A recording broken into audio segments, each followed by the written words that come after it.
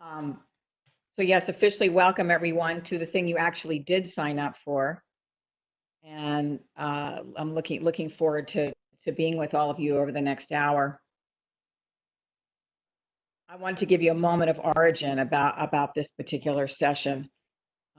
I put this together with a colleague of mine, Rhonda Gordon, who has been in a number of discussions with me about what's happening right now for managers and how people are navigating the dynamics of the relationships between going from working in the office to working at home and all the challenges that have come up. So we began researching, finding out, talking to a lot of managers, doing some research around it. There are a handful of references at the end of this program that you can also look at to really try to sum up what people are dealing with and how we might be able to help them. So this webinar is specifically geared towards what's happening for you now. And I'm going to also ask, there'll be opportunities for you to make comments and to ask questions in the chat room. I will get to as many as I can today. And Amanda invited you to email her afterwards. I put my email up here. You are welcome to email me as well. I'm happy to answer your questions to the best of my ability. All right, so let's get started. I want to start off with a quote from Joseph Campbell. Many of you may be familiar with. He says, "Where you stumble, there your treasure is." He's the author of The Hero's Journey, and it feels like we're all on a hero's journey right now. So I'd like to open up with a question of, as we go through this webinar together, what is it you are learning from this moment that we are all in that you would not have been able to learn any other way? What are you learning from this moment that you would not have been able to learn any other way?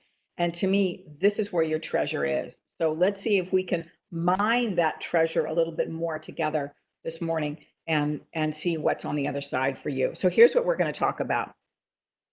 I want to look at this externally, i.e. your relationships and conversations with other people, with the people you're working with, specifically your employees, and internally, what you're dealing with inside yourself, how you're handling it. And here's what we'd like to address.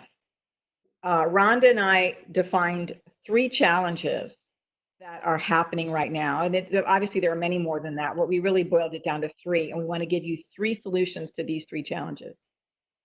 And this includes how to manage your employees' behavior right now. We want to see what zone you are in response to this, and that'll become clear. And then if you are dealing with fear at all, the components behind it, we want to unpack fear a little bit. And we will record this also. We'll record this, and anybody who wants to have a recording or a copy of this is welcome to it. We want to look more dynamically into the use of questions as a way to open things up, dive in, and get on the other side of some of the challenges we're having. And I'd like to leave you at the end of this session with a release. I'd like you to help release any angst, frustration, anger, anything you're feeling right now, or you have been feeling over the last couple of weeks. I'd like to help you release that and let it go. So that's what I'd like to leave you with, is a sense of release and calm and hopefully more quiet so you can go on and support each other. So you didn't sign up for this, but when you said yes to the job, you indirectly said yes to anything that goes with it, even managing during a pandemic. So let's move into understanding strategy and action around this. So first, the understanding. So after reading a couple articles in Forbes, and the references are at the end of this, these are the 3 arenas that we boiled it down to. Challenge number 1, arena number 1, is how do you balance being empathetic with the people around you, specifically your employees, while continuing to push on performance? So you know people are trying to manage their children, their work, their animals, and yet they still need to perform at the job, and you still need to manage. And so the answer to this at this moment is going to be to lean towards connection plus correction plus action as much as you can. So this is kind of the dynamic we're going to talk about, is how can you be as much as you can in connection with people, because people are needing, for all kinds of reasons, people are needing connection right now. And at the same time, you also have to manage their workload. So we want to toggle with that dynamic. a little bit. Okay, so this is a solution for you in terms of a typical conversation that you might have around connection and action. And Rhonda and I modeled this off of, many of you are probably familiar with the Center for Creative Leadership in Greensboro, North Carolina. They have a situation, behavior, and impact model. We took the understanding of that and we created our own little model around it, and it would sound like the following. And Amanda's going to help me with it. The first thing you want to do is more than anything, you want to check in and see how people are doing, because this is such a time of emotional volatility right now. And I'm going to explain why in just a little bit. But the most important thing is to start asking people questions. Here, obviously, here are some simple ones. How are you doing? What's going on? What are your challenges?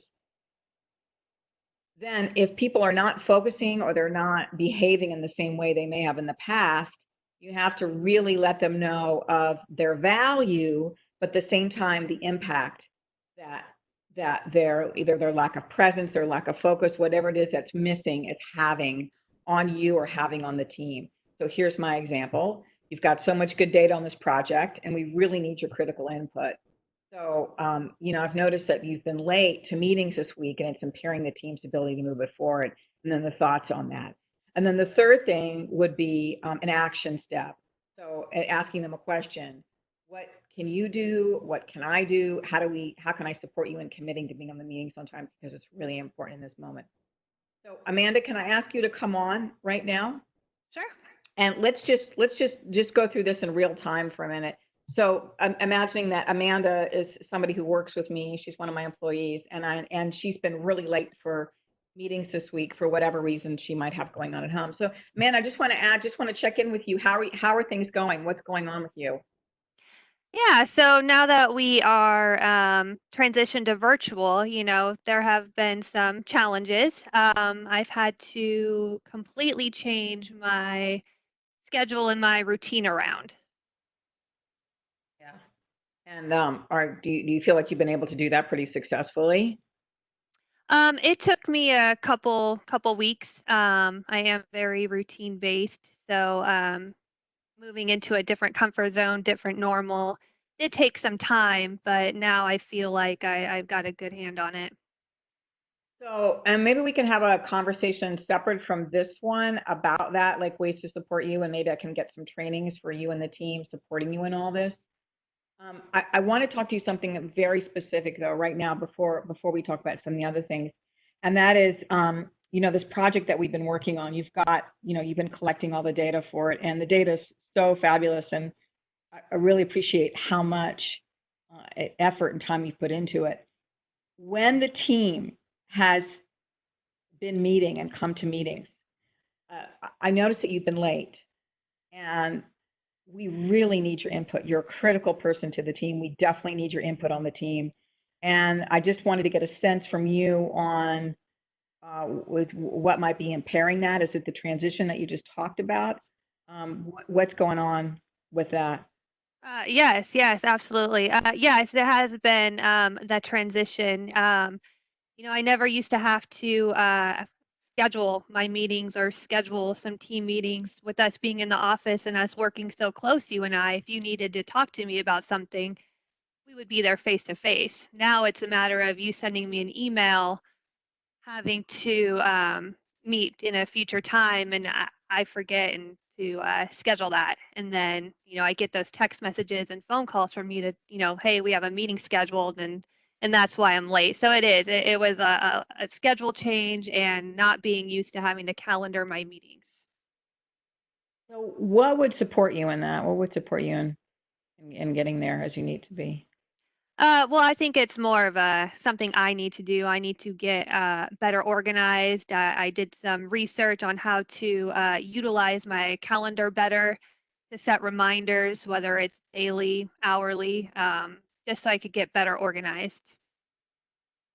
All right. So can I ask you to do that then the next time? And let me know if you want me to send you a text or have somebody in the office send you a text or put it on your calendar as you said as a reminder, because I want you to know how much we value your input, and we really want you there at the top of the hour so we can all be together in this, because it's really, as you know, a crucial time for all of us. Yes, absolutely. So thank you for doing that. I really appreciate it. And I also just want to say that, if things come up, we're all toggling this. Let's talk about it and see what you need to support you. Yes. Okay, great. Okay, now, and Amanda, how did that feel to you? It felt pretty natural. Yeah. It felt natural, and hopefully Yes. it was somewhat realistic for everyone else. So thank you for Mhm. doing that with me. Yes. No I problem. want to point I want to point out to everyone that the word listen and the word silent have the same letters. So as you're listening, the extent that you can be silent is supportive for the other person. And the more you're able to maybe renegotiate or reshift expectations during this time will also be, I think, a valuable for people as well. All right, so that's challenge number one. So challenge number two is being asked questions you don't have the answer to. Um, so this is a really critical moment for being able to create trust. And trust has three elements to it. And I want you to think as I'm talking about this, I want you to think about somebody that you trust, maybe somebody on your team, and I want you to think which one of the elements is true for you. Trust has the element of, number one, of reliability. Can you count on the person? So in that conversation with Amanda, it's like her reliability was wavering just a little bit. I'm giving her a chance to come back to that, to renew a little bit of trust that may have been shaken just a tiny bit. So is the person reliable? The second thing is, are they really sincere? If they say they really want to work on this project or do this, are they really sincere in this? Do you believe that they are really with you? It's a really important moment to be together and with people. So we've got reliability, we've got trust, and we've got capability. Is the person capable? Or do they have the skills necessary? And if not, what skills do they need if they are, in fact, sincere that they want to do this? The number one question I ask people when people call me to ask for coaching, number one question I ask them is, what's their level of willingness? Are they willing? Because if somebody's not willing, then the others don't matter. The reliability won't be there, and the capability can't really go into full effect because the willingness isn't behind it. So this is a time when you've got to check in with people's willingness. How are you on this? And if they don't have the willingness, then maybe asking what it will take. But these elements are really necessary for you to create trust to the extent that you can.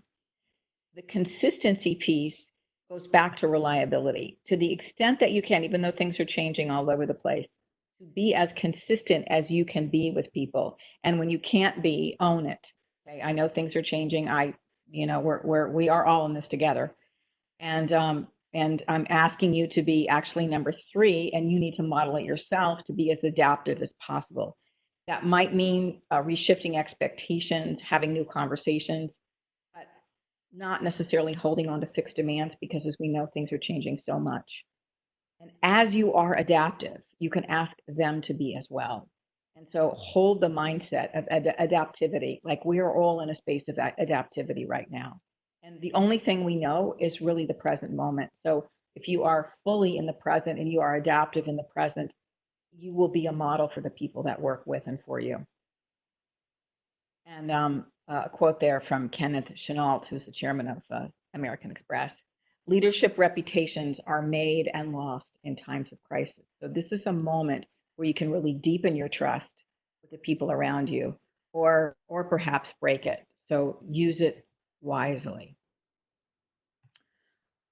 Third challenge that we identified is, how do I keep my team engaged while working remotely? And I imagine this is a big one for people because there's so many distractions. So the question of how are you balancing checking on with people with checking in with people, and that's kind of a fine line.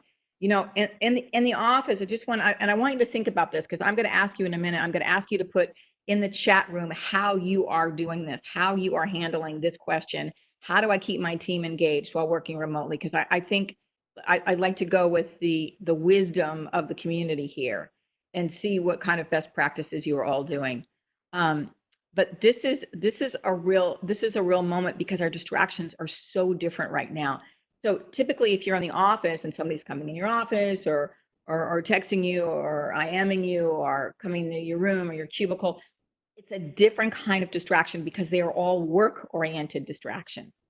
These are multi-level domain distractions. You know, your kids are coming in your room if you're in a room and you're working in your house, or your dog's barking and wants to go outside, or all the things, or your significant other is asking you what you want for lunch maybe. So the distractions are a little bit different.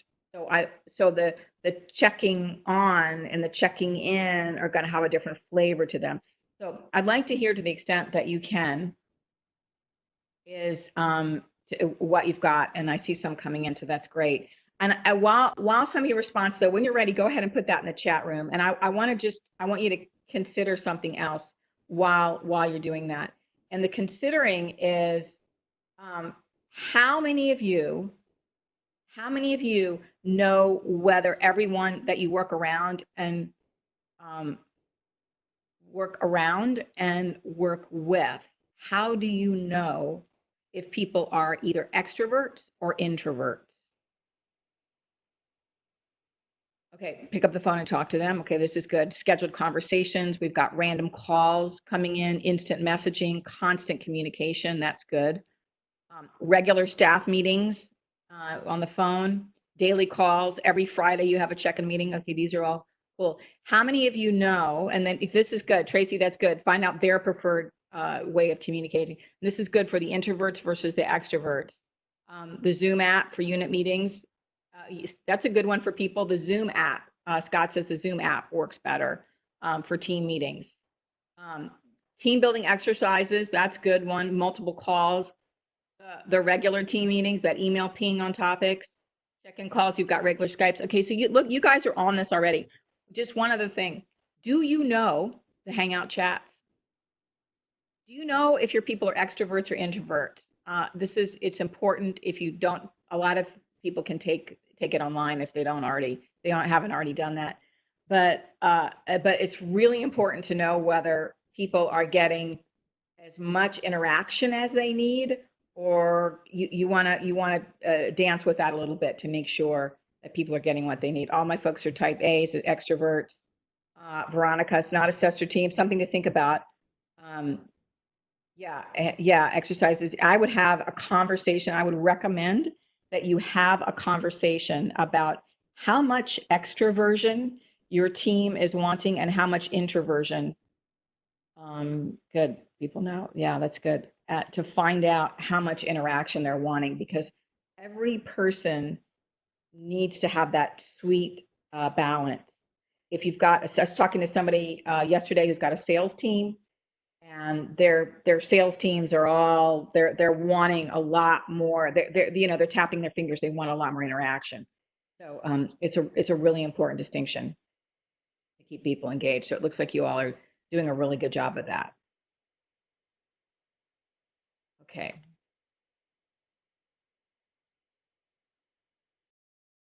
Looks like I'm frozen here. Okay. All right. So I want to switch gears and talk a little bit about how you are showing up, because in this moment it is critical that you lead your team in a number of ways. And one of the biggest ways that you are having to model how you are getting through this is the state that you are leading from, your leadership presence and your leadership state.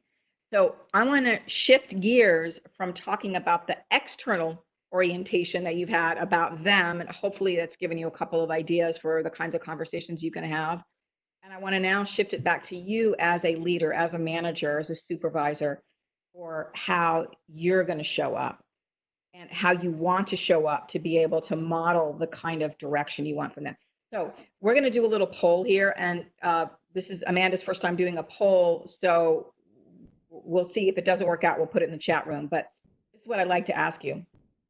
How would you describe the mental state that you've been in for the past few weeks? Are you worried about what's happening? And you're feeling a lot of fear? Are you feeling somewhat compulsive about things, and that could show up externally, whether it's news, buying toilet paper, buying food, all the ways that people show up compulsively? Do you find yourself directing compassion more towards other people, including yourself? Or do you find yourself being more adaptive in the present and looking to see what needs to happen, um, needs to happen next? Or a combo of of at least two of them, because a lot of people are going back and forth. So it looks like I'm getting some of the poll results. It looks like most of you the majority of you are a combination of the two. You may find yourself going back and forth. Maybe one day you're getting cabin fever. Number 5, okay, combo, yeah.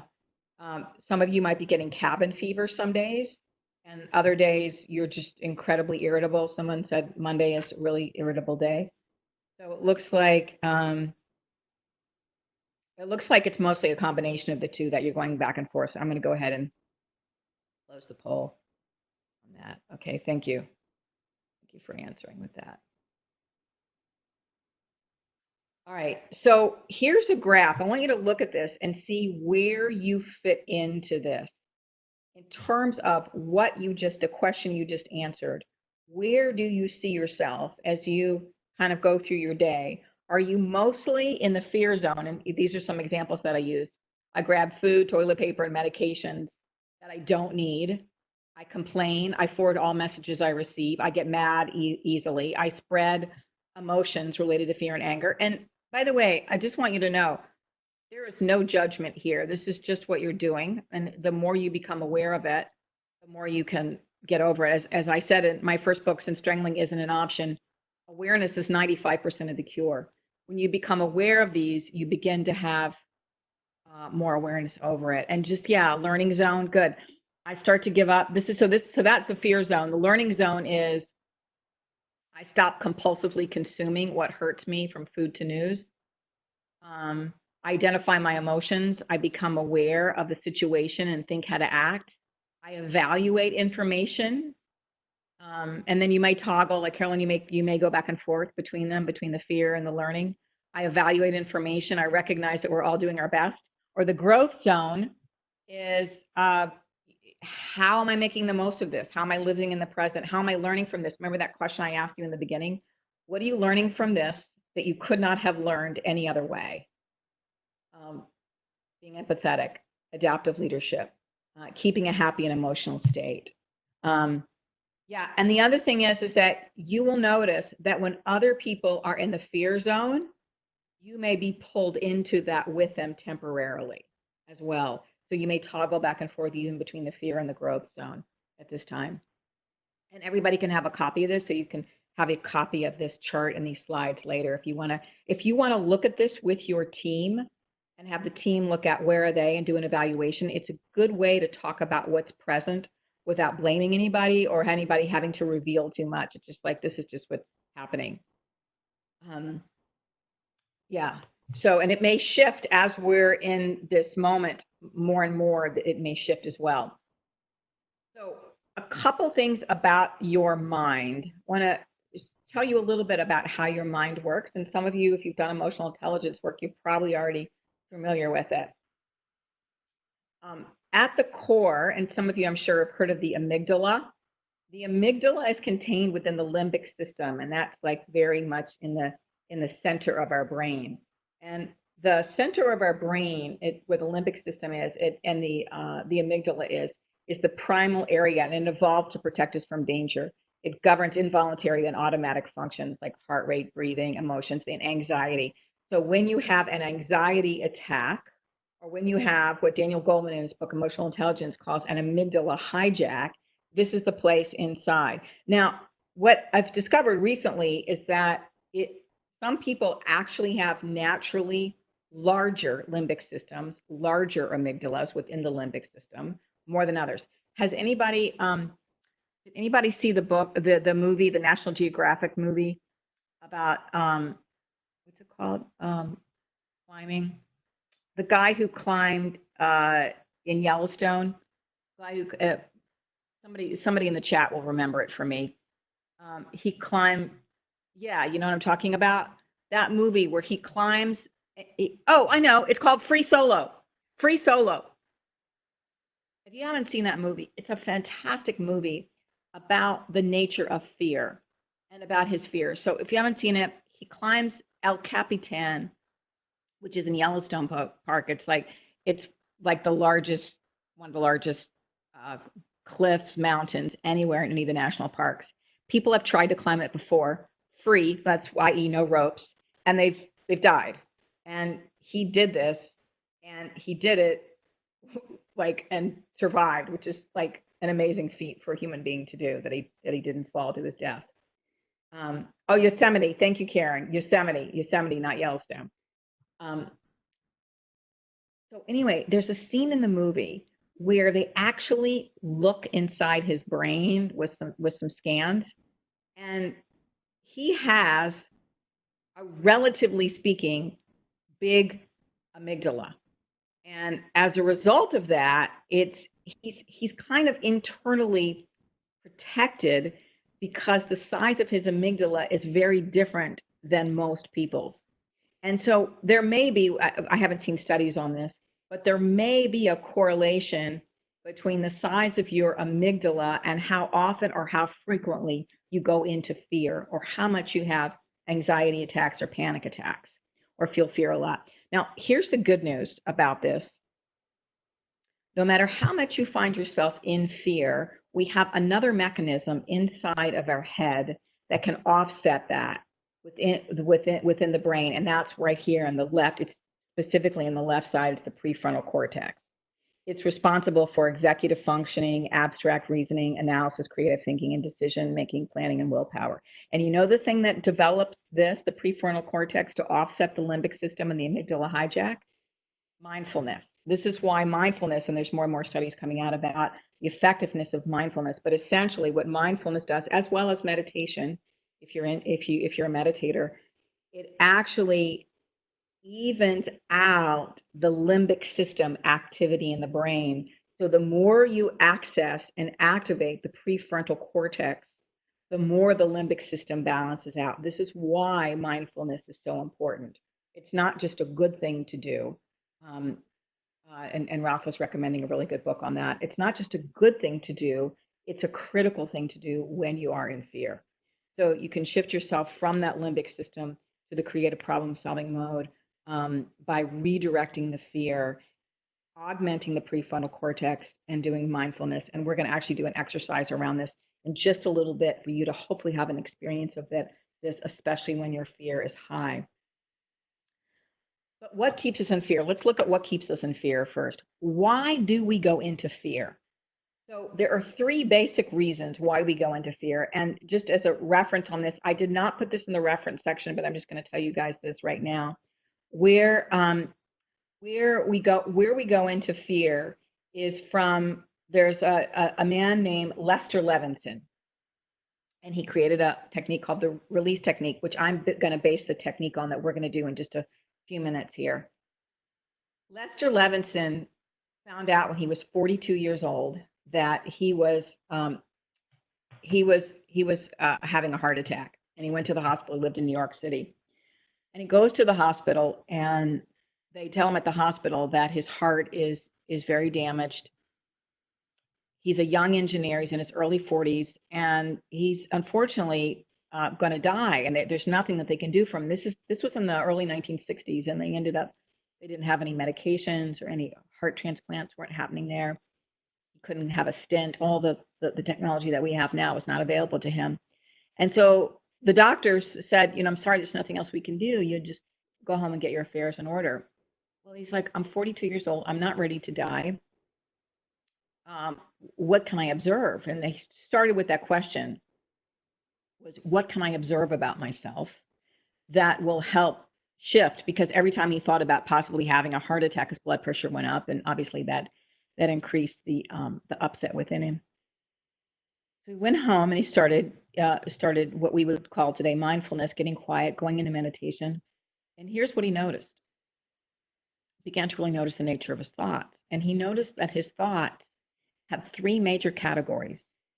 And when he had negative thoughts in each one of the categories, that his blood pressure went up and his heart symptoms went up. And when he quelled those thoughts by letting go of them, which I'm going to show you how to do, he found himself in a state of equanimity and peacefulness, and the heart symptoms, including blood pressure, et cetera, all diminished. So here are the three areas. Number one was control.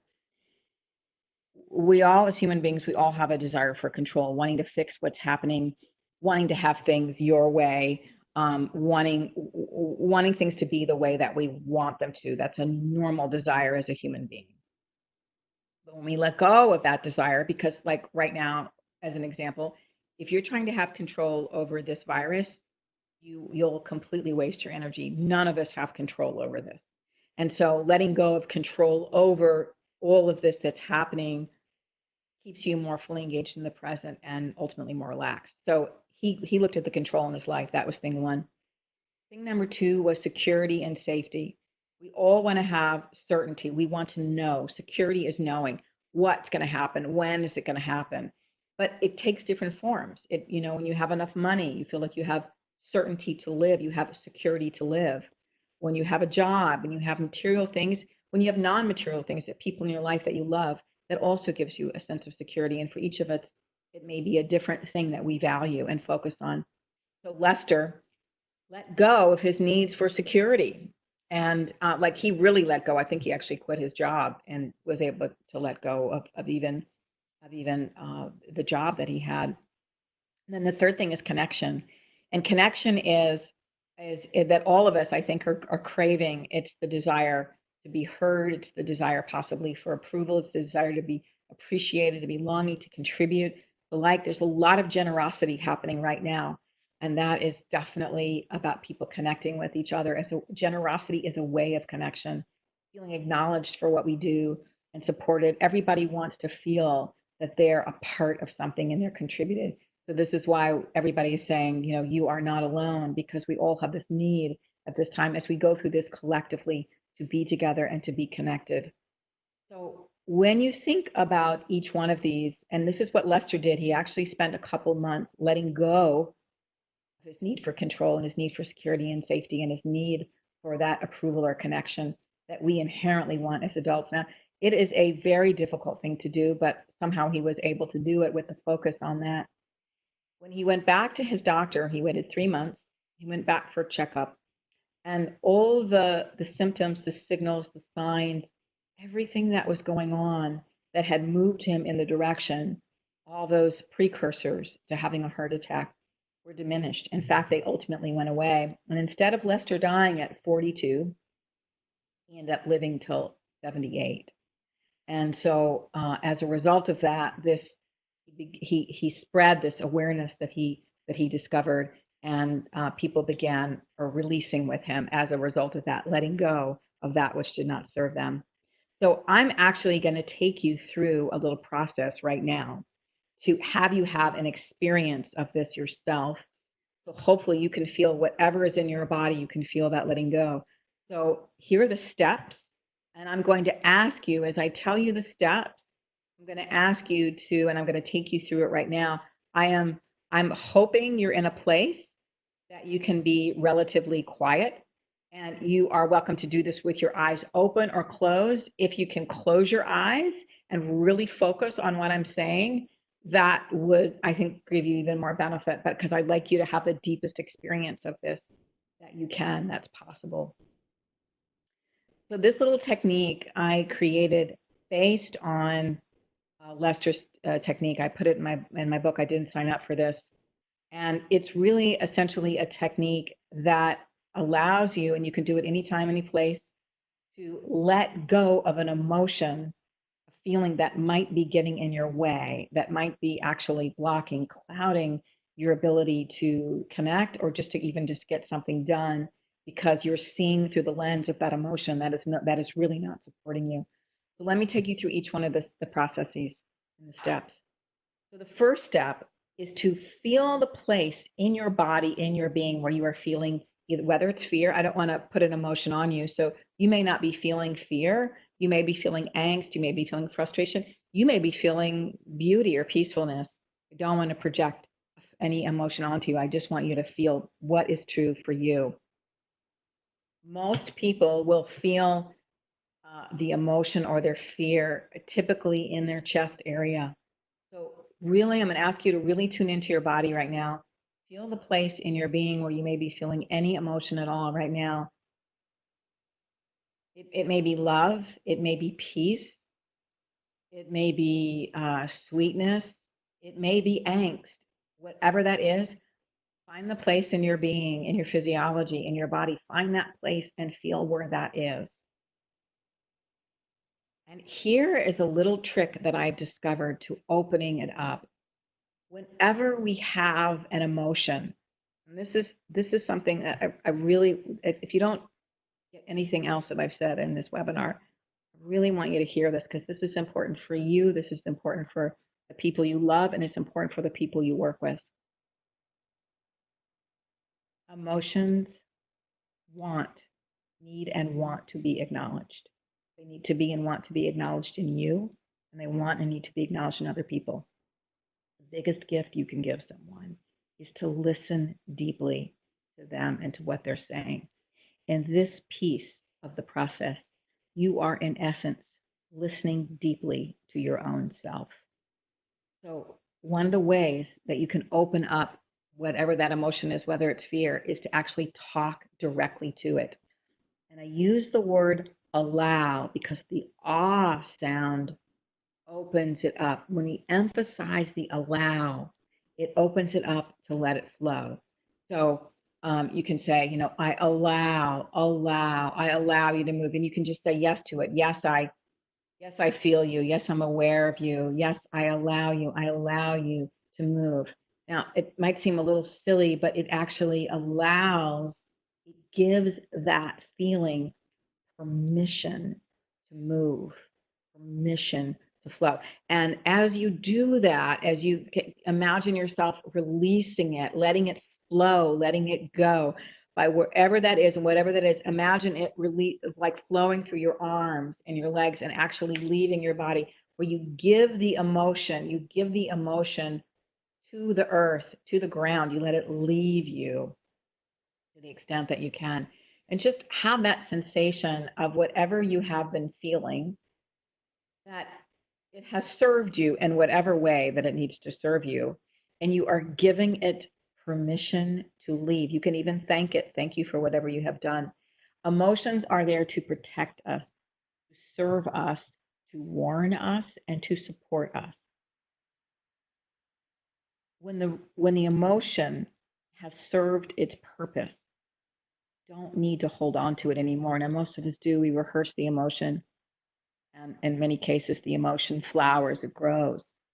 But once the emotion has alerted you of the essence of the feeling of the emotion, you really don't need it. So the releasing may need to happen again and again, but it's something that you can actually give yourself permission to do and let it flow through your arms and legs. In many cases, it's just a decision. It's just giving yourself that permission to do that. And as you let that flow through you, as you let all that go through you, there's a way that you can actually rewire yourself by flushing that all through you. And I like to use the image of the sun, because that image of warmth that comes from the sun is an image of renewal, an image of light, an image of rewiring and allowing something else to come through you. I like that image of the sun washing through your body, clearing that old emotion. And the other thing in this moment, if you haven't already done this, go ahead and notice your breath. And take a deep breath and use the breath also to have that emotion also flow through you. Use the breath as like the water inside the river, the water that is between the banks of the river, the water that flows through. You've got the warmth of the sun flowing through you, and you've got the water going through your being, how you are feeling now. Oh, fantastic. Yes, beautiful. Yeah, fabulous. Fabulous. Oh, fantastic. Oh God, that makes me want to cry. Oh, I'm so glad. Oh, that's so beautiful. Thank you guys. I'm so glad you're feeling more relaxed. That's really beautiful. More centered. Good, good, good. Oh, I'm so glad. I'm so glad. So yes, yes, beautiful. Um, Fabulous. This is something that you can weave into your day. And you can, and again, this recording will be available. You can listen to this again and again if you so choose. And you can weave that into your being and into your day. You may want to take a break, like yeah, you might set an alarm for yourself once an hour just to notice: are you holding your breath?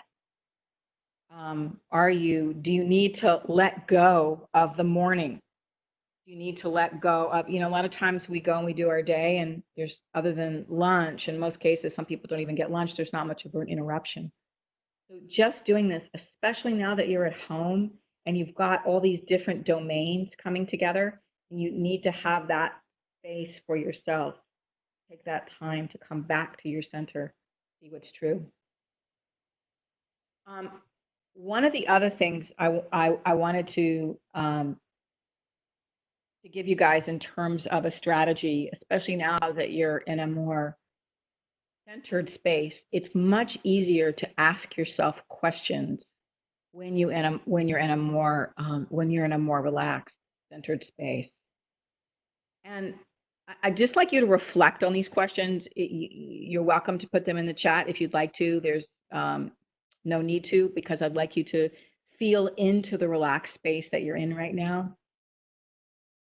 And I'm gonna actually start from the second question and leave the first one there for now. But I'd just like you just to reflect on this question. What am I learning from all of this about myself that I wouldn't have learned any other way? So just notice what comes up from that. What are you learning? What are you learning from your interactions with your employees, the dynamic and how that might be new? What are you learning from, what are you learning about yourself and how you are dealing under this kind of stress? I don't know how many of you have done DISC or Myers-Briggs, but you're probably familiar with the dynamics is when you have one preferred personality type. That's typically when you're in the flow of things. But when you're not in the flow of things, you will move to another dynamic. So if I use myself as an example, in the DISC, I'm a high I, and hopefully a lot of you know what that means. I'm very interactive with people. I'm more of an extrovert. And when everything's flowing, I'm a great I, and love that, that interaction with people. But when I'm stressed, the I goes down. I'm secondarily a D, and the D can be very, very demanding. And so when I'm stressed, the I goes away. That need for connection, that need for interaction goes away, and the D comes out. The dominant comes out. The directive comes out. So what are you noticing about yourself in the moments where you may have had stress for different reasons? What part of you comes out, and what are you learning that you wouldn't have learned? Oh my God, this is fantastic. I'm just so happy you guys are having these great experiences.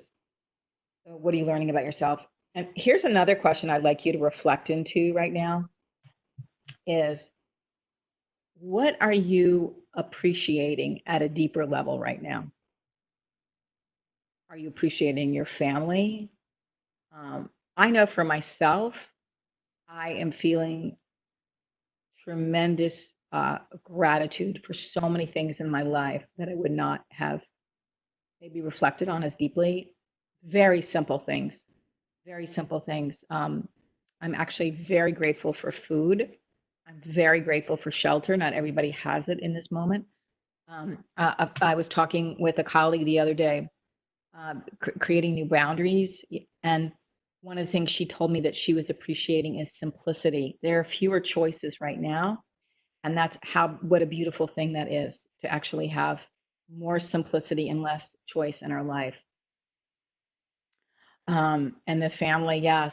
And when we get into the rhythm of simplicity, having the time, hopefully, to meditate, to read, to exercise, life takes on a more rhythmic and symbiotic flow. We can flow more in the rhythm of life itself. Our rhythm can be more in rhythm with the earth and with life itself. And when we do that, we can contemplate some of these questions in a deeper way, looking at what you might be learning. So going back to that question of what you might be learning, that I would invite you to have be an ongoing question. If you journal, it's something you can bring into your journal, perhaps at the end of the day.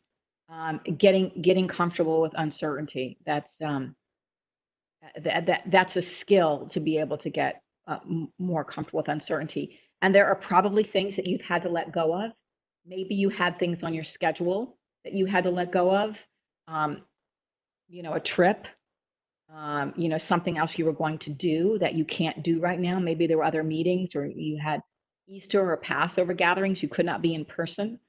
Maybe there were people you need to see. There are things you are letting go of. What are you getting good at in terms of letting go of? And then the moments where you find yourself, when you do find yourself in fear, a really good question to ask yourself is this real? Is this true? And then you can let that fear, when you do find that happening, you can question the fear. Most of us think that our thoughts are the truth, and you can have a moment where you're actually questioning the fear. So these are questions that you can take with you, that you can reflect on more. You can reflect on them later, so that they can be questions that can continue to move your contemplation and hopefully your relaxation into the fullness. And I also just want to say a couple questions that you can use with the people that you are working with as well. And then I'm going to say these, and then I'm going to start to summarize. And I want you to, as I say these, see if there are any questions that are percolating. I'm going to take a few minutes at the end to have questions percolate as well. But I'd be happy to do that. So here are some questions to move fear. The purpose of them is to redirect the mind and manage your attention. So here are some questions.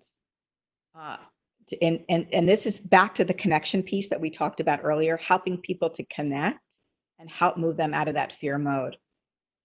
Very simple, how are you doing or what's going on, is a really good way to help people release fear, because when people can speak their truth, they can speak to you what's really going on, which means the trust is there. They can actually begin to let go of the fear itself just by being able to speak their truth. You are helping them just by being able to give them the space to do that. Asking them, what do you need right now? And have them do a little inquiry, self-learning. Like, what is it you need? Because a lot of times people will complain when they actually need something. And this is something I love to talk about when I talk about requests, which is that, and this is an important thing to also embed in your head as we start to wrap up this webinar. Every complaint is an underlying request. I'm going to say that again. Every complaint is an underlying request. When people are complaining, they are actually requesting. Now, a lot of times they're not in touch with the thing that they are asking for, what they really need, what they're really wanting, or what they're really needing. They are not in touch with that. They are only in touch with the complaint. When you ask them the question of what do you need, they have to kind of jog themselves out of the complaint mode into, well, what do I need? They have to go into the request mode. What can I ask you for? If the thing that they are requesting you cannot give them, then you say, I can't give you that. What can I give you that is feasible? what can I help you with that's feasible? Like, you know, so right now we might all make the request that the virus, I'd like to request that the virus please leave, right? So that request isn't going to go anywhere. Or we might complain that the virus is here and that's not going to go anywhere. So we can't answer that request. So what request can we answer? What is feasible? And you may have to sit in that conversation to find out where the feasibility lies and where that is. And then ultimately, how can I help to the extent that you can without overextending yourself? So that's, and I know this is a real balance right now for people, is the overextension, really balancing and making sure you ask yourself the question for you, what is it you need as well? So I'm going to summarize here for just a minute or two, and then I'm going to open it up to other questions. So you can think about any questions you might want to throw my way that I'd be happy to interact with you on. So I'd like you to think about this. What are one or two strategies that you may practice right now? So just based on what I've said, it might be externally with employees and then internally with yourself as a result of this conversation. So I'm going to go back over just what we did in just a minute. But I want to give you something else to think about. You may or may not know other people that are in this session with you. But since this is being recorded, you can go back and listen to this with a buddy, and that person may be able to help support you in implementing the things. Or you just take it and you practice with somebody. You can practice just answering simple questions with each other. How are you doing today? Or acknowledging the emotion and releasing it. Carol Dweck said, when you enter a new mindset, you enter a new world. So hopefully this is helping you with the mindset that you've got. So just want to review what we've talked about. Our challenges are, how do you balance being empathetic while continuing to push on performance? And we talked about the CBIA, connect, talk about the behavior, the impact, and look at what actions they can take and how you may support them in it. Being asked questions you don't have the answer to is a great opportunity to get more in relationship, build the trust more deeply. And you all talked about a lot of great things that you're doing that you can refer to in the chat room in terms of checking in. You've got a lot of great tools, around a lot of great tools. MBTI stands for Myers-Briggs Type Indicator, if you're not familiar with that. Also, it's personality types. And then we looked at the internal orientation. A lot of you are toggling between a couple of these. Yeah, so this is great that you'll be able to share it. And the inner workings of how your brain works and all this. We know the three components that keep us in fear: control, wanting safety, and wanting connection. And then letting go of that which is gripping us, that emotion. And then for yourself, some questions to answer, and then the summary. So I'm hoping that, and I put some references there at the end for you all to look into if you'd like. So I just wanted to offer this to people as hopefully a source of support for you. I want to also say, if you are really in a bad spot right now, you're in a bad space, and you don't have anybody to either ask you questions or sit with you and coach, I am, for the month of April, this month I am not charging for coaching. So if you want to contact me and you need some support for coaching, it would be, I would be happy to coach you during this month of April if that's something that you would need. And I'm going to record this, and the slides should go with it, and we'll work with Amanda to get people copies of the slides and also the recording that goes with it. I want to, Amanda, if I can take this back to you. I saw a couple questions coming up in the chat room. I didn't catch all of them. Let me get back to the chat room. Team building ideas. Let's see if I got them. Team building ideas. A resistant staff person. One of the best ways to support a resistant staff person is by asking them questions. questions will open up their thinking, find out what's behind the resistance, and then ask them questions to open it up. Questions like, what would you like to see happen? The people are resistant because there's a frustration behind the resistance that's causing it. And so you want to find out what that frustration is. So asking them questions, what would you like to have happen? Even ask them, what are you frustrated about? That will start to open up the resistance. Let's see, team building ideas. I thought some of the good tech ideas that were coming in, maybe somebody else might be able to help me with this. I bet there are some games, some team building games that you could play online. Might be kind of a fun thing to do. This is kind of a quirky team building idea. Hey, since we're all at home, go find one thing inside your house that has a lot of meaning for you that we might not have known about you as a team member, and have them bring it to Zoom and hold it up and then talk about why this thing has significance for me in my life. It will help you find out a little bit more about the person, connect with them a little bit more, and see them even more as a human being, even if you've been working with them for a number of years. So that's one little team building idea. We'll talk about getting the slides to everybody. And any other question? The name of the book. The name of the book should, if you can look in the chat, it should be on the chat box further up. If you can look on that. Coach up your boss. Coaching your boss. One of the best things you can do is ask your boss to have a conversation about how you can work together in this moment, in this very unique moment, and what the dynamics of that are, and what your boss is looking for from you, what the expectations are from you at this time, because things are shifting, and what your needs are in terms of how you like to work as well. So have that conversation on both ends. Okay, here's some. Scavenger hunt, 3 truths and a lie. So those are some other suggestions. Some people are not seeing anything in the chat room. There's an app called House Party. It's free and works better than Zoom and has games for attendees. That's a great suggestion.